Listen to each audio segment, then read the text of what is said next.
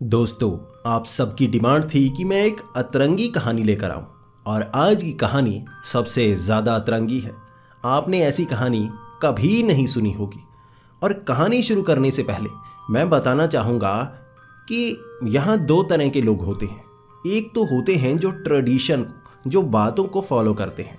जैसे कहा जाता है ना कि यहाँ पर भूत प्रेत है, यहाँ नहीं जाना चाहिए, वो नहीं जाते। कहा जाता है कि यहाँ पर जादू टोना किया है, इस पर पैर नहीं रखते, वो बिल्कुल पैर नहीं रखते और दूर से निकल जाते हैं। और दूसरी तरह के लोग होते हैं जो भी कहा जाए उसका उल्टा ही करते हैं। कहा जाता है कि यहाँ भूत प्रेत हैं, मैं जाकर दिखाता हूँ। जादू टोना किया है, मैं पैर रख के दिखाता हूँ, उठा के दिखाता हूँ। ये दूसरी तरह के लोग सिर्फ भूत प्रेत जादू टोने में ही ये सब नहीं करते, हर बात में करते हैं। चाहे कुछ भी कहा जाए वो उसका उल्टा ही करते हैं और शोखी बघारने की कोशिश करते हैं कि मैं कितना कूल हूँ। उन्हें चुल मची रहती है। और एक एग्जाम्पल से बताऊं, मैं सीधे सीधे बोलना नहीं चाहता। उन्हें हर जगह उड़ते हुए तीर दिखते हैं और वो उन तीरों को पकड़ने की कोशिश करते हैं। अब इस वीडियो में भी आप समझेंगे कि कैसा तीर सतेंद्र ने पकड़ा था। आप समझ गए होंगे मैं किस तीर की बात कर रहा हूँ और उस तीर को पकड़ने के बाद उनके साथ क्या क्या हुआ वो इस कहानी में आपको देखने को मिलेगा, वो भी एक अतरंगी अंदाज में। तो सतेंद्र झारखंड के रहने वाले हैं। वहाँ वो एक कॉलेज में पढ़ते हैं और हमेशा अपनी बाइक पर घूमते रहते हैं। उसके जितने दोस्त हैं सब घुमक्कड़ हैं, यानी कॉलेज में पहुँचे, बंक मारा और उसके बाद घूमना शुरू। क्लासेस अटेंड नहीं करते और कूल बनने की कोशिश करते हैं। लड़कियों के सामने तो कूल इतना बनना है कि ऊपर की तरफ मोर जैसे बाल बना लिए, वो गोविंदा जैसे कपड़े पहन लिए और उन्हें लगता है वो बहुत ज़्यादा कूल है। और उनके जो जूते, वो एक बत्तख के पैर से भी दुगने साइज़ के जूते, उसे वो कूल समझते हैं। चलो हम उस तरफ नहीं जाते, लेकिन सतेंद्र भी ऐसा ही था। अब सतेंद्र को कॉलेज में सब जैसे दोस्ती में कहते हैं ना शॉर्ट नेम, तो सतेंद्र का नाम था सत्तू और हम भी उसे सत्तू ही बुलाएंगे क्योंकि इस नाम से कहानी ज़्यादा अच्छी लगती है। तो सत्तू सारा दिन कॉलेज में मस्ती करता, बंक मारता, बाहर निकलता, रेस्टोरेंट में खाने चला जाता, ढाबे में खाता, दोस्तों के साथ फिल्म देखने निकल जाता और हमेशा उसे आदत थी कूल बनने की क्योंकि उसके पास पैसे की कोई कमी नहीं थी। अब जो सत्तू के पिता थे वो एक ठेकेदार थे। ठेकेदार यानी कि उसके पिता सस्ती ज़मीन, नई कॉलोनी बन रही होती तो सस्ती ज़मीन खरीदते, उस पर घर बनाते और उसे महंगे में बेच देते। जो मार्जिन बचता वो उनके पास पहुंचता। इस तरह से उसके पास काफ़ी पैसे आ गए थे। लेकिन सत्तू के जो चाचा थे वो एक तांत्रिक थे। अब तांत्रिक का काम भी काफ़ी अच्छा चलता था। काफ़ी लोग घर की झाड़ फूंक करवाने के लिए, किसी पर भूत का साया है वो उतरवाने के लिए, इस तरह अलग तरह की पूजा पाठ, सब तरह की तंत्र विद्याओं की वो नॉलेज रखते थे, इसलिए उनका काम भी ठीक ठाक चलता था। इस तरह अब जो सत्तू था उसे ज़्यादातर ये रहता था कि तंत्र विद्याएं, तांत्रिक, ये सब झूठ होता है और चाचा जी फालतू में पैसे कमाते हैं। वो अपने पिता की भी बेइज्जती कॉलेज में करता रहता था। खुद को कूल बताता था कि सारी दुनिया बेवकूफ़ है, मैं ही समझदार हूँ। इस तरह एक बार सत्तू की बहस अपने दोस्तों से होने लगी कि भूत प्रेत तो होते ही नहीं, मेरे चाचा ने खुद बताया है भूत नहीं होते, वो बेवकूफ़ बनाते हैं।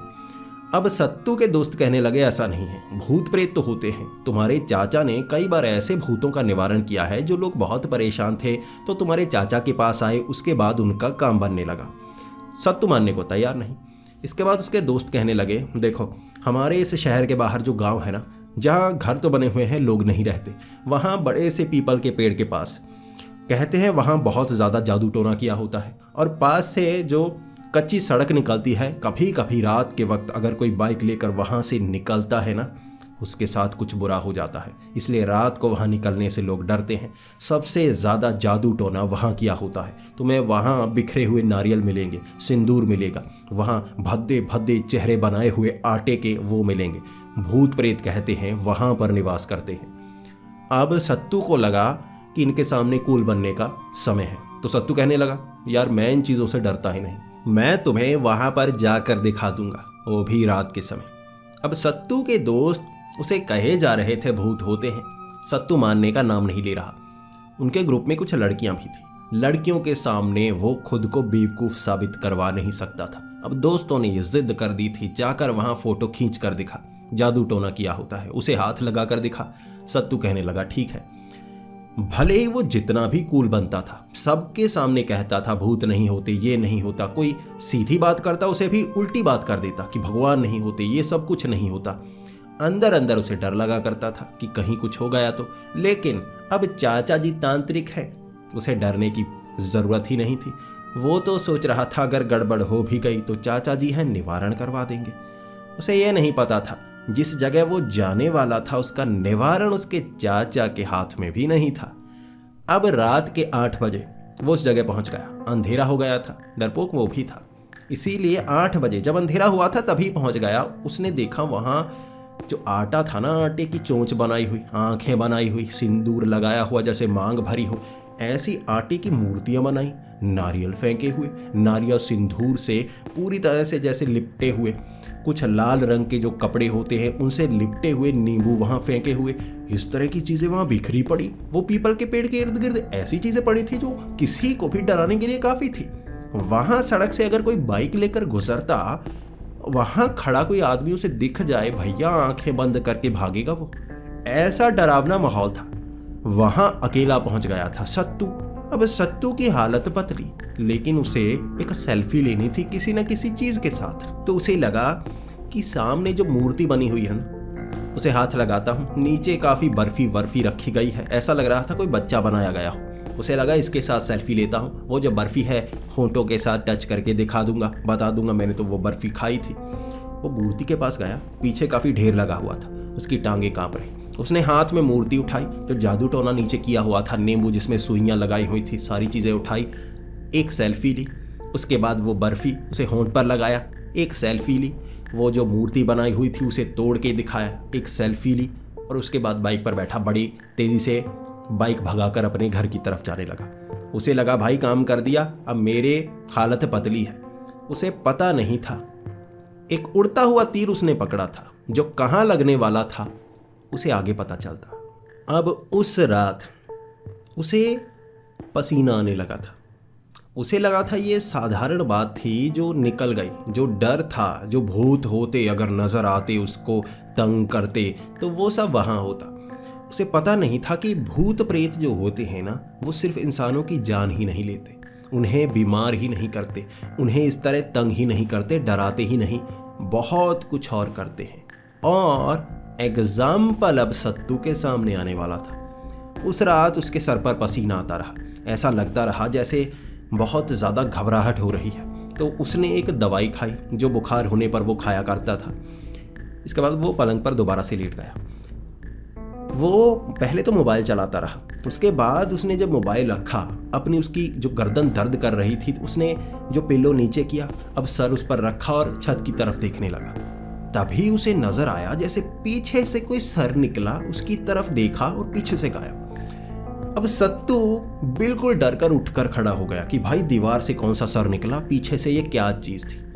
कुछ देर वो देखने लगा, वहां दीवार थी, जो उसका बेड था उसके पीछे वाली वो लकड़ी थी, वो फट्टा सा जो पीछे लगा होता है, वहां और कुछ तो था नहीं। अब सर निकला तो कहां से निकला। तब सत्तू ने इधर उधर देखा, फिर उसे लगा चलो कोई बात नहीं, बाल आगे आ गए होंगे। वो फिर से लेट गया। कुछ देर बाद उसे लगा जैसे कमरे में कोई है। पहले तो सामान गिरा, फिर एक हंसने की आवाज। अब ये जो हंसने की आवाज आई थी, इसने सत्तू को डरा दिया। आवाज कमरे से आई थी, कोई ऐसा खिलौना नहीं था जिससे हंसने की आवाज आती। तो वो उठकर खड़ा हो गया। अब वो इतना ज्यादा डरा हुआ था कि उसे लगा जो वो करके आया है ना, उसका असर हो रहा है। अब उसने सोच लिया था कि कल मैं चाचा जी के पास जाऊंगा, कहूंगा कि भूत प्रेत का निवारण करो, मैंने जादू टोने को गलती से पैर लगा दिया। अब वो मूर्ति मैंने तोड़ी थी उस पीपल के पेड़ के नीचे वाली। अब उन्हें पता नहीं था कि पहले रात खत्म हो तब चाचा के पास जा सकते हैं ना। अब पूरी रात हंसने की आवाज़ें, लगभग 12 बजे के करीब उसकी बस हो गई। उसे लगा कि गड़बड़ तो है। उसने दरवाज़ा खोला, पापा को जगाया कि पापा जी आपके साथ सोना चाहता हूँ। उसने बताया नहीं, लेकिन पापा थोड़े गुस्सैल थे। वो कहने लगे अपने कमरे में सो जा, क्यों मुझे तंग कर रहा है, मैं यहाँ सो रहा हूँ तो तंग मत कर। अब बेड में तेरी मम्मी की जगह है, तेरे मेरी जगह है, यानी कि पापा की जगह है। अब तेरे लिए जगह नहीं है, तू बड़ा हो गया है, पहले सोया करता था। सत्तू मान नहीं रहा, पापा जी आपके साथ सोना है, मुझे बचपन की याद आ रही है, आपके साथ सोना है। पापा गुस्सा कर रहे थे, सत्तू मान नहीं रहा, तो पापा ने कहा आ जा सो जा, अब सो यहाँ पे, मुझे भी सोने दे। पूरी रात उसे हंसने की आवाज़ें आती रही और उसके पापा 1-2 बार उसने कहा कि आवाज़ें आ रही हैं। पापा ने कहा सो जा, मुझे तंग मत कर। इसके बाद सत्तू चुप करके सो गया। आवाज़ें आती रही, वो डरता रहा। अब अगली सुबह वो कॉलेज नहीं गया, सीधा पहुंचा वो अपने चाचा के पास। पहले निवारण करवा लूं।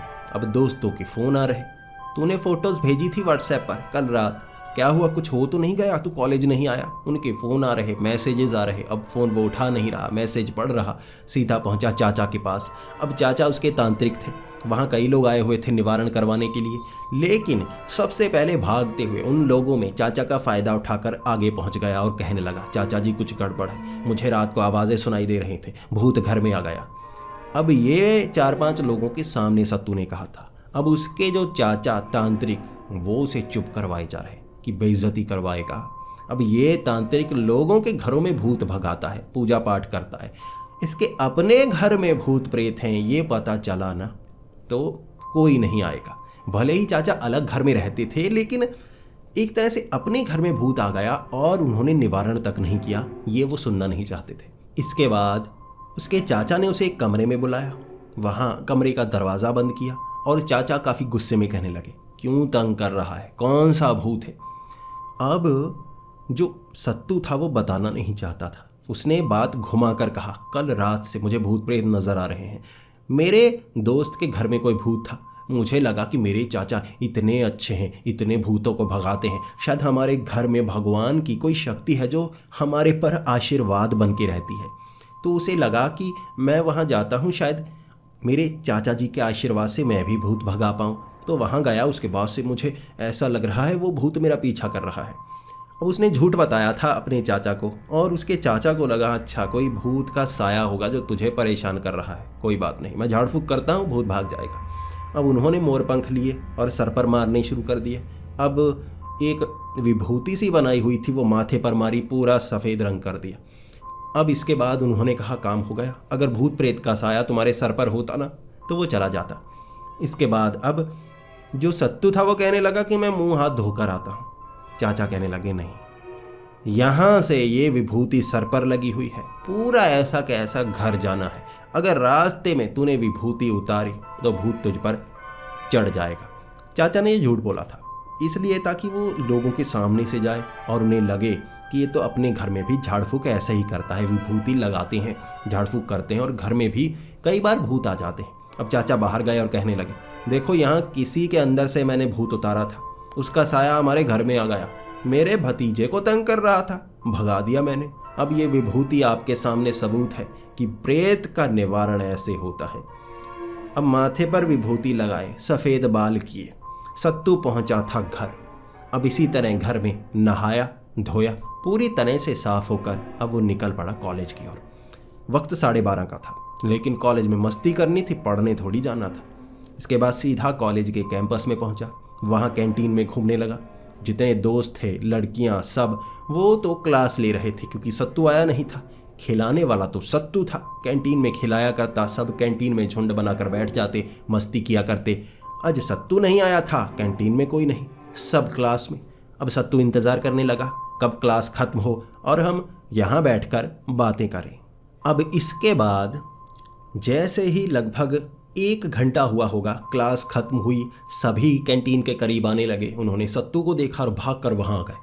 इसके बाद सत्तू की तारीफ़ें सब कर रहे कि भाई ये तो उस जगह जाकर आया जहाँ भूत प्रेत हैं, वहाँ सबसे ज़्यादा जादू टोना किया होता है, वहाँ सामान उठाकर बर्फ़ी खाकर ये बंदा आया है।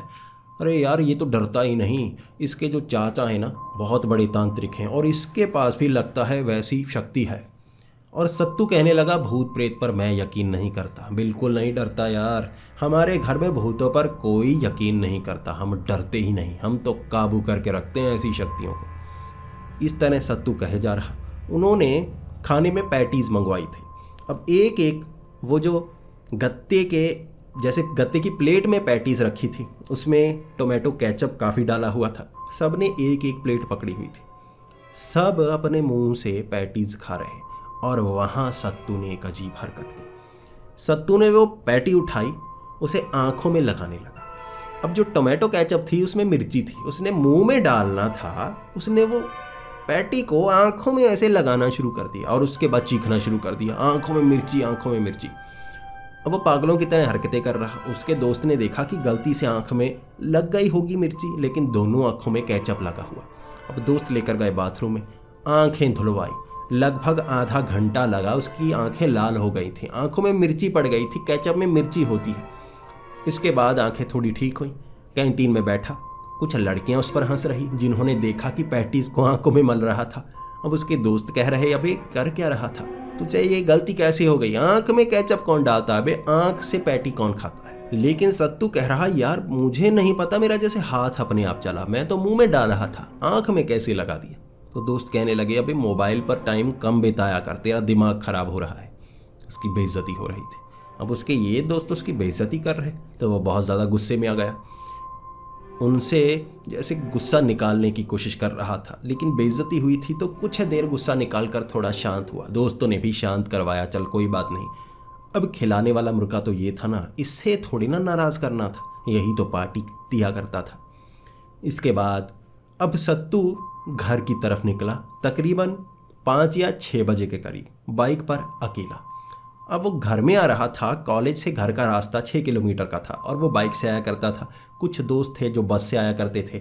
वो किसी लड़के को अपने साथ लेकर नहीं आता था। अगर कोई लड़की कहे घर में छोड़ दो, फिर वो बाइक से 12-13 किलोमीटर आगे वाले जो गांव थे वहाँ पर भी अपनी जो दोस्त थी, जो क्लास में लड़कियाँ पढ़ती थी, उन्हें छोड़ने चला जाया करता था। अब किसी लड़के को घर में नहीं छोड़ता था, भले ही अकेले घर आना पड़ जाए। अब वो अकेले आ रहा था और वो खाली रास्ते जो खेतों के बीच से निकलते थे वहाँ वो बाइक लेकर आ रहा, और पता नहीं क्या हुआ, उसका हाथ मुड़ा या कुछ और हुआ। वहाँ खेत लगे हुए थे गन्नों के, और उसने वो बाइक मोड़कर गन्नों के जो खेत थे ना उसमें बाइक गड़ा दी। कई जगह गन्नों के बीच से टकराता टकराता उसकी बाइक गन्नों के खेत के बीच में पहुंच गई। वहां जाकर वो गिरा। अब माथे पर गन्ने टकराए, उसके सर पर चोट लगी। अब गिरा, बाजू टांगे उस पर खरोंचों के निशान। बड़ी मुश्किल से खींचकर उसने गन्नों के खेत से बाइक बाहर निकाली थी। उसने देखा पूरा रास्ता बना दिया था गन्नों के खेत में बीच जाने का। बिल्कुल वो घुसाड़ डाली थी उसने, वो बाइक बड़ी मुश्किल से बाहर निकाली। फिर बाइक स्टार्ट नहीं हो रही, फिर धक्का देकर ले जा रहा। कुछ लोग रास्ते में मिले, उन्होंने धक्का लगाया तो बाइक स्टार्ट हुई। अब उसका जो आगे वाला रिम था वो थोड़ा टेढ़ा हो गया था, जो चक्का था वो सीधा चलना चाहिए था, वो ऐसे ऐसे ऐसे करके चल रहा। बड़ी मुश्किल से उस बाइक को वो घर में लेकर आए। अब अपने पिता से छिपाकर पीछे रख दी कि कल ठीक करवाऊंगा, पिता को पता नहीं लगना चाहिए कि कोई एक्सीडेंट हुआ है। अब पट्टियाँ वट्टियाँ लगाई उसने। उसके बाद ऊपर से फुल स्लीव शर्ट रात के वक्त उसने पहनी। अब पापा पूछ रहे डिनर के वक्त क्या हुआ, शर्ट पहनकर बैठा है। उसने कहा कुछ नहीं पापा जी, शर्ट पहनने से कहते हैं कि आप एलिगेंट लगते हैं, आप अच्छे लगते हैं, तो मैं अब रात को भी शर्ट पहना करूँगा। अब पिता पूछ रहे भाई इसको दिमाग कहाँ से आ गया, रात को शर्ट कौन पहनता है सोने के लिए। अब पिता को लगा ये कॉलेज में ना बच्चे पागल हो रहे हैं, आज के फैशन के मामले में पता नहीं क्या करते हैं। वैसे अधनंगा होकर कॉलेज में चला जाता है, फटी पैंट पहनकर, रात को सोने के लिए फुल स्लीव शर्ट पहनता है, अब बत्तख जैसे जूते पहनता है। अब उसके पिता सोच रहे थे आने वाली जनरेशन का क्या होगा, तो उन्होंने ज़्यादा सवाल नहीं किया। अब उस रात उसे लगा था कुछ तो गड़बड़ है। चाचा जी ने समाधान तो किया है, भूत का निवारण तो कर दिया है, लेकिन फिर भी कुछ गड़बड़ सी हो रही है। इसके बाद ये वक्त 11 बजे का होगा, वो अपने कमरे में था। अब 11 बजे उसे हंसने की आवाज़ आई, वो फिर से डर कर बैठ गया। इसके बाद उसे लगा वो भूत अभी गया नहीं है, फिर से घर में ही है। लेकिन सिर्फ हंसने की आवाज़ नहीं आई, अब एक और आवाज़ आई, ये जैसे कोई 10 से 12 साल के किसी लड़के की आवाज़ हो। तुझे लगता था जादू टोना नहीं होता, जादू टोना नहीं होता, अब देख तेरे साथ क्या क्या होता है। फिर से हंसने की आवाज़। अब इस पूरी बात ने उसे समझा दिया था गलती कहाँ से हुई है। अब ये प्रेत उसका पीछा नहीं छोड़ने वाला। झाड़ फूक करवा ली, असर कोई नहीं हुआ। अब आगे क्या होगा। तब उसे लगा कि अब यहाँ सोने का कोई फ़ायदा नहीं, जैसे कल रात गुजारी थी आज रात गुजारूंगा पापा के पास। उसने दरवाज़ा खटखटाया। अब उसकी माँ ने दरवाज़ा खोला तो वो अंदर आ गया और कहने लगा माँ मैं यहाँ सोना चाहता हूँ। अब माँ भी गुस्से में, तू पागल हो गया है, इतना बड़ा है, छोटा बेड है, 3 जनों के लिए जगह नहीं है, तू अपने कमरे में सोना, तू ऊपर वाले कमरे में चला जा, क्यों बीच में सोने की बात कर रहा है। वो कहे जा रहा नहीं माँ मुझे यहाँ सोना है। अब पापा भी गुस्सा कर रहे, क्या करता है हर रात अब यहाँ आने लगा है, तू तंग कर रहा है, वक्त देख नींद आई है हमें। वो मान नहीं रहा। इसके बाद पापा ने कहा तू इस साइड सो, मैं बीच में सोता हूँ। जैसे ही वो उस साइड गया, सामने टेबल लैंप लगा हुआ था। अब वो बेड पर लेटने वाला था लेकिन भाग कर गया, अब टेबल लैंप में सर घुसेड़ दिया उसने। वो जैसे लकड़ी का टेबल लैंप था जिसमें एक गत्ता लगा होता है, जिसके अंदर बल्ब लगा होता है और रोशनी निकलती है। अब सर घुसेड़ दिया था उसमें, बल्ब भी तोड़ दिया था, सर बीच में। अब उसके पिता कह रहे, अबे पागल हो गया, कर क्या रहा है, तेरा पैर फंसा, क्या किया तूने? सत्तू कह रहा पता नहीं क्या हुआ, आजकल क्या हो रहा है पता नहीं चल रहा। अब उसके पिता भी कहने लगे, तुझे देखकर भी ऐसा ही लगता है, ऊपर से नीचे तक जो तूने हाल बना रखा है ना, जैसे बाल, जैसे जूते, जैसे कपड़े पहनता है, मैं भी समझ नहीं पा रहा हो क्या रहा है तुझे। अब शर्मिंदा हुआ सत्तू वहाँ पर लेट गया।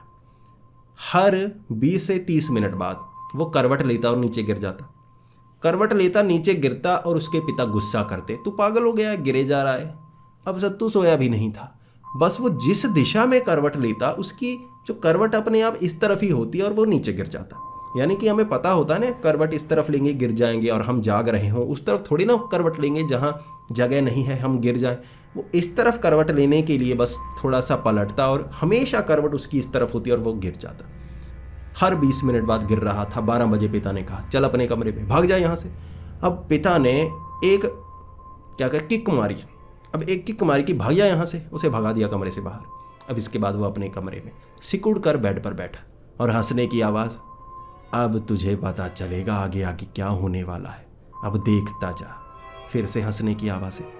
अब ये ऐसा प्रेत था जो हंस हंस कर उसे मुसीबत दे रहा था। अमूमन प्रेत बीमार करते हैं, मारने की कोशिश करते हैं, ये प्रेत तो जलील कर रहा था। अब ऐसी जिल्लत सत्तू सह रहा था कि उसे कुछ समझ में नहीं आया। अगले दिन सीधा पहुंच गया वो अपने चाचा तांत्रिक के पास। उसने बताया रात को क्या हुआ, कैसे हुआ, बस जादू टोने वाली बात नहीं बताई कि वहाँ से जाकर आया हूँ, वो नहीं बताया। ये कह दिया वो भूत मेरे अभी पीछा कर रहा है। इसके बाद चाचा कहने लगे ऐसा कौन सा भूत है जो घर में है और मैंने उसका निवारण उस तरह से किया और निवारण हुआ नहीं। तो चाचा कहने लगे देख यार, मुझे भी समझ नहीं आ रहा, तो मुझे कुछ समय चाहिए, पता करना होगा इसके बारे में। तू ऐसा कर, ये तावीज़ बांध। अब उस तावीज़ में नीचे एक घंटी थी। अब चाचा ने कहा जैसे तुझे डर लगेगा ना, इस तावीज़ को थोड़ा हिलाना, ये घंटी की आवाज़ से ना वो प्रेत थोड़ा ठंडा हो जाएगा, वो नुकसान नहीं करेगा। अब सत्तू ने कलाई में वो घंटी पहन ली। अब तावीज़ छोटा था, घंटी थोड़ी बड़ी थी, टन टन की आवाज़ आती। उसे पहनकर वो कॉलेज गया।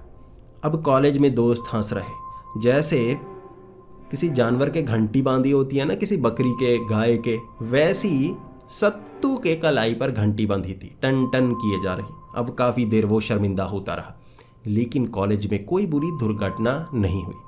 इसके बाद पूरा समय ऐसा होता रहा। तकरीबन 3 बजे के करीब अब वो कॉलेज ख़त्म हो गया था। वो कैंटीन में बैठे हुए खाते पीते रहते थे, वहाँ घूमते रहते थे, कैंपस में घूमते रहते शाम तक। अब उसे लगा बेइज्जती ज़्यादा हो रही है। कई लड़कियां हैं जिसे वो पसंद किया करता था, उन्हें इम्प्रेस करना चाहता था, इसलिए फंकी कपड़े जो उसे लगते थे, लेकिन देखने में वो आदिवासी लगता था फटे कपड़ों के कारण, वो कपड़े पहनकर उन्हें इम्प्रेस करता था। और आज कलाई में घंटी, पूरी तरह से बेइज्जत हो रहा था। उसे लगा घंटी उतारो, अब यहाँ थोड़ी ना प्रेत आने वाला है, प्रेत निवारण हो गया। घंटी उतारी, उसने जेब में डाली। इसके बाद अब 4 बजे तक कुछ नहीं हुआ। उसे लगा अब परेशानी तो है ही नहीं। अब वो चलकर उस कैंपस से आगे बगीचे से बने हुए थे, वहाँ घूमने जाते थे। और कई बार अमरूद के पेड़ लगे होते तो अमरूद तोड़ते, तो वो चलकर उस तरफ जाने लगे। अब वहाँ तकरीबन 5 से 6 दोस्त थे, ठीक है, लड़के 5-6 दोस्त थे। अब 3 लड़कियाँ थी जो उनकी क्लास में पढ़ती थी। वो लड़कियाँ बाहर खड़ी होती, लड़के अंदर से अमरूद तोड़कर लेकर आते। अब उस अमरूद के जो बगीचे के साथ साथ यहाँ से शहर से बाहर निकलता बड़ा सा नाला था। अब वो चलकर उस तरफ जा रहे थे। अचानक सत्तू को पता नहीं क्या हुआ, भाग कर गया, नाले में छलांग लगा दी। अब जैसे ही नाले में छलांग लगाई, नाले का रंग पूरा काला। आप समझ सकते हैं नाले का रंग काला क्यों होता है। और उस नाले में वो पूरी तरह से, अब सभी उस पर हंस रहे, वो लड़कियां खुद हंस रही। ये कोई इम्प्रेस करने के लिए नहीं किया था उसने, ये क्यों किया अब सत्तू को भी पता नहीं। शायद वो प्रेत अब भी वहीं था। घंटी उतारी और उसने हमला कर दिया, और ऐसा जिल्लत वाला हमला किया कि अब वो सहन नहीं कर सकता था। किसी ने उसे हाथ नहीं दिया बाहर निकालने के लिए। कोई जितना भी अच्छा दोस्त हो, किसी को नाले में हाथ नहीं देगा बाहर निकालने के लिए। और उस नाले से बाहर निकलने में उसे परेशानी हुई। वो फिसलन से बड़ी मुश्किल से बाहर निकला। पूरा गंदा था, इतनी स्मेल मार रहा था, हर कोई उससे 5 से 6 फुट की दूरी पर। इसके बाद उसे साफ होना था। अब साफ कौन करवाता, घर कौन लेकर जाता? कोई नहीं। वहाँ बगीचे के बाहर एक बड़ी सी टैप लगी हुई, पीछे की टंकी से पानी आता था हाथ मुंह धोने के लिए। उसके नीचे वो गंदी शर्ट उतार कर वो नहाने लगा। लड़कियों को वहाँ से वापस भेज दिया। अब पूरे कपड़े उतार कर, पूरा नंगा होकर वहाँ उसे शरीर से वो गंदगी उतारनी पड़ी। कई जगह कान में वो कालिख, नाले की कालिख अब भी फंसी, पूरी तरह से साफ नहीं हुआ। उन कपड़ों को धोया, भिगोया उसने। इस तरह से किसी तरह उसने वहाँ से वो गंदे कपड़े दोबारा पहने और वहाँ से वो निकला। अपने दोस्तों को कहा कोई कपड़े दे दो ढांकने के लिए। इस तरह वो घर पहुँचा था नाले के पानी की बदबू के साथ। और अब उसे लगा ये प्रेत कुछ भी कर सकता है, ये कुछ भी कर सकता है, ये उसे जीने नहीं देगा। लेकिन अभी बाकी था और क्या क्या होने वाला था। जब वो घर पहुंचा, माँ पूछने लगी कौन से नाले में गिर कर आया है। और उसे लगा माँ तुझे कैसे पता चल गया मैं नाले में गिर कर आया हूँ। और माँ कहने लगी तू सच में नाले में गिर कर आया है? मैं तो मजाक कर रही थी। सच में वो नाले में गिर कर आया था। माँ को भरोसा नहीं था। पहले तो वो नहाया, धोया, कपड़े उसने डस्टबिन में डाल दिए कि ये मैं दोबारा नहीं पहनना चाहता। फिर माँ खाना बना रही थी, पिता डाइनिंग टेबल पर बैठे थे। वो डाइनिंग टेबल पर बैठा, अचानक उठा, भाग कर किचन में गया और जो आटा माँ ने बनाया हुआ था उसे सिर में लगाया और चीखे मारने लगा। वो पागल हो गया था। वो अजीब अजीब हरकतें कर रहा। वो जैसे खुद को पुनीत सुपरस्टार समझ रहा था। वो चीखे मार रहा, सामान को सिर पर मार रहा, अपने कपड़े फाड़ रहा, इस तरह की हरकतें किए जा रहा। और इसके बाद उसके पिता को और माँ को लगा कुछ तो गड़बड़ है, कुछ दिनों से ये अजीब हरकतें कर रहा है। रात के वक्त ही उन्होंने चाचा को बुलाया था जो तांत्रिक थे, और चाचा इमरजेंसी में आए कि क्या हुआ। तब उन्होंने दिखाया कि ये ऐसी ऐसी हरकतें कर रहा है। तांत्रिक चाचा आए, वो बिल्कुल ठीक। अब जो सत्तू था रोकर कहने लगा वो भूत मुझसे करवा रहा है। अब तांत्रिक चाचा कहने लगे तू बता सच, तू बता क्यों नहीं रहा? वो भूत कैसे परेशान कर सकता है? वो बीमार करते हैं जो घर में भूत हैं। मुझे पता है उसका निवारण कैसे करना है। तुझे घंटी दी थी, घंटी कहाँ है? अब घंटी तो उस जेब में थी जो डस्टबिन में डाल दी थी उसने, वो पेंट। उसने सब कुछ सच सच बता दिया। कैसे वो उस जादू टोने वाली जगह पर गया था, उसने वो बर्फी होंठ पर लगाई थी, उस मूर्ति को तोड़ा। तब वो तांत्रिक चाचा कहने लगे तू पागल है, वहाँ सबसे ज़्यादा जादू टोना किया जाता है। जितने तांत्रिक निवारण के लिए सामान वहाँ फेंकते हैं, जिस भूत प्रेत को भगाया नहीं जा सकता उसे कैद करके वहाँ फेंक आते हैं। तू वहाँ जाकर चीज़ें उठा उठा कर लेकर आया, उन्हें हाथ लगाया तूने। अब तुझ पर किस भूत का साया है मुझे भी नहीं पता, लेकिन जब जब तुझ पर झाड़ फूंक करने की कोशिश मैं कर रहा हूँ ऐसा लगता है वो प्रेत दूर चला जाता है, कोई नटखट सा प्रेत है। तब उसने कहा कि किसी बच्चे के हंसने की आवाज़ आती है, वो कहता है तुझे छोड़ने वाला नहीं। फिर जो तांत्रिक चाचा थे वो कहने लगे ये शायद वो बच्चे की आत्मा है, ये किसी नटखट बच्चे की आत्मा मैंने पहले भी किसी के सर पर देखी थी। वो बहुत परेशान था, उसका निवारण भी किसी और साधु बाबा ने किया था। शायद उसकी मूर्ति बनाकर वहाँ फेंकी होगी और तू उसी मूर्ति को फाड़ कर उस बर्फी को मुंह पर लगा कर आया और वो बच्चा तेरे सर पर आ गया। इस तरह वो चाचा सत्तू को लेकर उस बाबा के पास गए। आधी रात को वहाँ झाड़ फूंक कर आई। कई तावीज़ जो कलाई पर बांधे, वो लाल रंग का जो धागा होता है उसे बांधा, उसके एक टीका लगाया। इसके बाद जो भगवा रंग का कोई कपड़ा था वो पहनाया, उस पर सिंदूर लगाया, कुछ निशान बनाए, कोई ओम बनाया। इस तरह कहा तुझे ये पहन कर रखना होगा एक दिन, और एक आटे से मूर्ति बनानी होगी किसी बच्चे की और उसे वहाँ फेंक कर आना होगा। और फेंकने से पहले माफ़ी मांगनी होगी, तूने गलती की, घमंड अपना छोड़ कर माफ़ी मांगना। अगर घमंड हुआ तो वो तुझे छोड़ेगा नहीं। इसके बाद अब आधी रात को लगभग 3 बजे के करीब जब पूरी तरह से अंधेरा होता है, वहीं जाकर वो मूर्ति जो बनाई थी रख कर आया। वैसा ही सामान उसने रखा, वहाँ माफ़ी मांगी और दिल से माफ़ी मांगी, और हंसने की आवाज़ें पीपल के पेड़ से आने लगी। उसने कहा मुझे माफ़ कर दो, मेरा पीछा मत करना, जो गलती मैंने की थी मैं उसकी माफ़ी मांगता हूँ, दोबारा वो गलती नहीं होगी और मैं दिल से माफ़ी मांगता हूँ। तब वो हंसने की आवाज़ पीपल के पेड़ से आई और वो घर आ गया। उसके बाद से सत्तू के साथ वो आत्मा नजर नहीं आई, उसे वो आवाज़ें सुनाई नहीं दी, लेकिन दोस्त उस पर हमेशा हंसते रहे। नाले में छलांग लगाने वाला, अब पैटी को आंखों में लगाने वाला, केचप आंखों में डालने वाला, उसकी ये कहानियाँ कॉलेज में सुनाई जाती रहीं। उसे पागल लोग समझते रहे। जो इज्जत उसने इतने सालों में बनाई थी वो एक झटके में जा चुकी थी, और वो भी अब धरती पर आ गया था। पैसे उसके पास थे, लेकिन अब वो डाउन टू अर्थ बन गया था, क्योंकि उस उड़ते हुए तीर को जो उसने पकड़ा था वो उसे चुभा था एक खास जगह पर। बाद में उसे निकाला गया। आप समझ गए होंगे जो समझदार है। बाकी जो बच्चे हैं वो मान लें कि भूत निवारण हो गया। तो दोस्तों, आपको ये कहानी कैसी लगी प्लीज़ कमेंट्स में ज़रूर बताएं। अगर आपको ये कहानी पसंद आई हो तो इसे लाइक और शेयर करें। ऐसी ही कहानियाँ सुनने के लिए हमारे इस चैनल को सब्सक्राइब करें। तो मिलते हैं अगली वीडियो में, तब तक के लिए डरते रहें।